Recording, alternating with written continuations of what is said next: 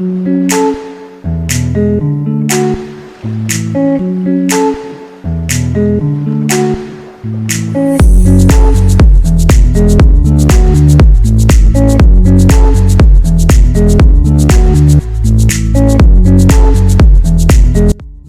¿qué tal? Buenas noches, amigos y seguidores del Jordán y público en general.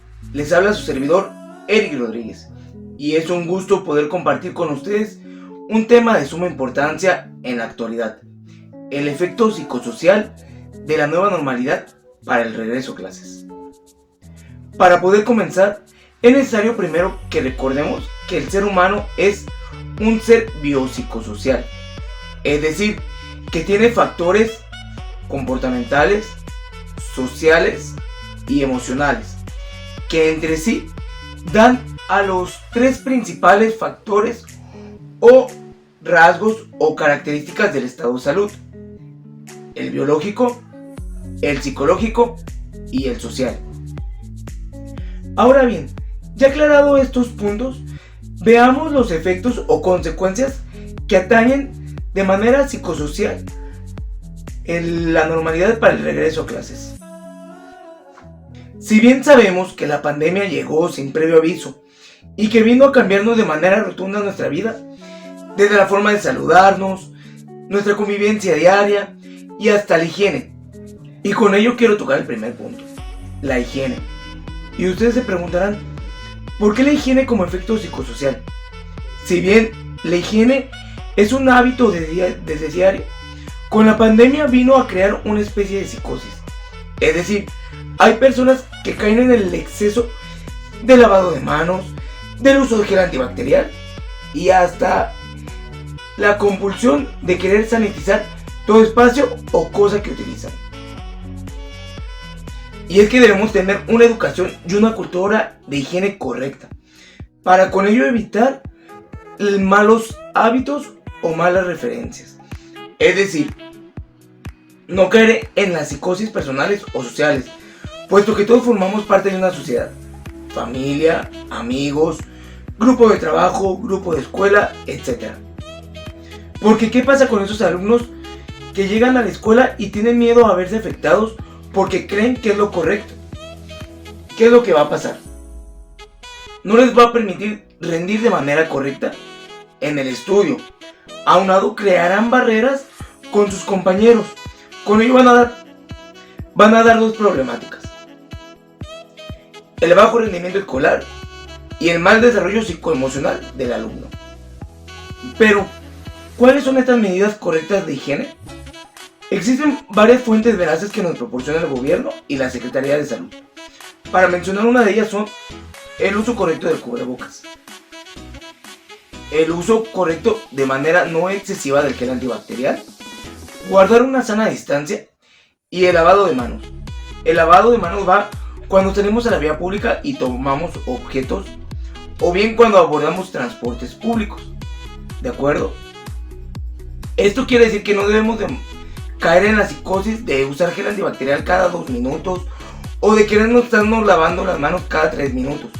De igual forma, para los centros de trabajo o centros escolares se les está estimando que se sanitice de manera correcta diario para evitar con ello las bacterias o los gérmenes.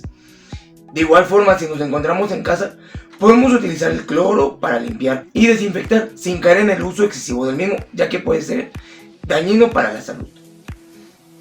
Otro efecto que va muy de la mano de la psicosis es el hipocondrismo social. Es decir, no debemos de vivir con miedo, sino más bien debemos hacer el uso correcto de las medidas preventivas.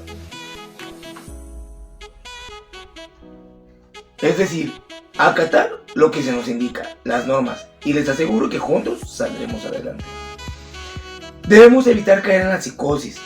Hay gente que de plano detuvo su vida por miedo a enfermarse. Si bien es algo nuevo la pandemia, es algo también que ya es una realidad. Es también saber identificar los signos del COVID, es decir, tener un buen acompañamiento médico que nos pueda orientar para saber cuándo es una gripe y cuándo no, o también para saber cuándo es COVID y no es una gripe. ¿Esto por qué? Porque dentro del desarrollo del ser humano es necesario que exista un convivio, además de la familia, con las demás personas.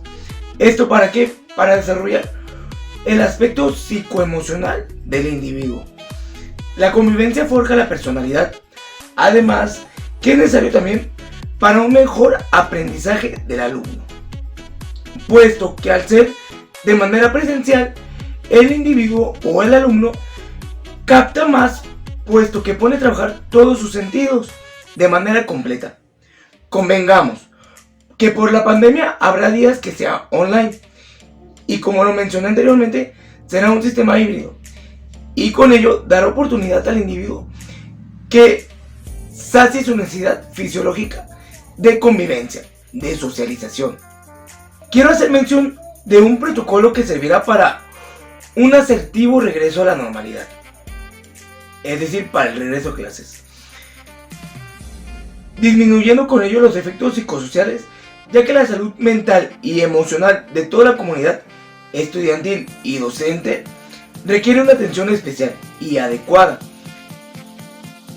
para que el retorno a clases no se torne de una manera difícil o estresante.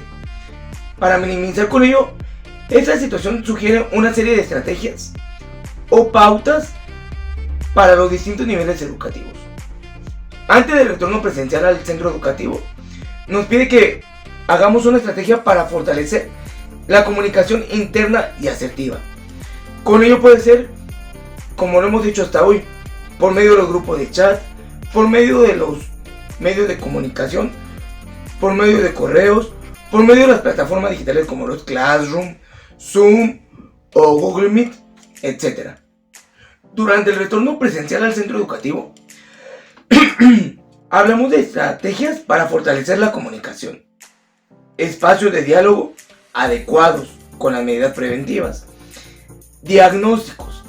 No nomás me refiero a los diagnósticos clínicos de COVID, sino también a los diagnósticos del estudiante. Detectar sus áreas de apoyo, hacer un FODA, fortalezas, oportunidades, debilidades y aptitudes. Autocuidado docente, fortalecimiento de la autoestima y cuidado de la salud mental. Aquí entra lo que es la disminución de la ansiedad, del estrés y el manejo del duelo. Esto se va a llevar dentro de las aulas, es decir, el alumno va a tener menos estrés porque siente que va a aprender más. Igual los padres de familia, porque van a poder realizar sus actividades que anteriormente realizaban de manera cotidiana. Y por último, la referencia de los casos clínicos. Estas estrategias o protocolos deben ser una guía práctica para la implementación de acciones en el fortalecimiento de la resiliencia de los docentes y estudiantes durante el proceso y especialmente el retorno a clases, con enfoque inclusivo, pertinencia cultural y una lingüística correcta. Y bien, por último quiero hacer mención de aquellos casos que no debemos ignorar, es decir, aquellos casos que debemos referir al personal de salud, aquellos estudiantes que con mayor frecuencia se sientan poco manejables en su comportamiento, es decir, se deberá de conservar más bien con los padres de familia o los tutores aquellos casos que, si bien podemos mencionar, deben ser derivados al sector salud, es decir, para una atención psicosocial, de los cuales enlistaré enseguida algunos síntomas y signos a considerar. Alumnos que tengan inquietud, depresión o sentimiento de tristeza prolongada, aislamiento social duradero, pensamientos suicidas, sentimientos de culpa, desesperación extrema, ira incontrolada, síntomas físicos consecutivos sin causa aparente, abuso de sustancias, ansiedad incontrolada, conductas autodestructivas, gran hostilidad hacia los demás, desorden en el sueño y la alimentación y bajo rendimiento escolar. Es importante tomar en cuenta que si alguno de los estudiantes presentara uno de estos síntomas, es necesario que de manera inmediata se le preste atención y se le derive a un especialista de la rama de la salud. Muy bien, se nos ha acabado el tiempo, de mi parte es todo. Sin embargo, les dejo unas páginas a seguir que nos ha dado el gobierno para medidas preventivas del nuevo regreso a clases.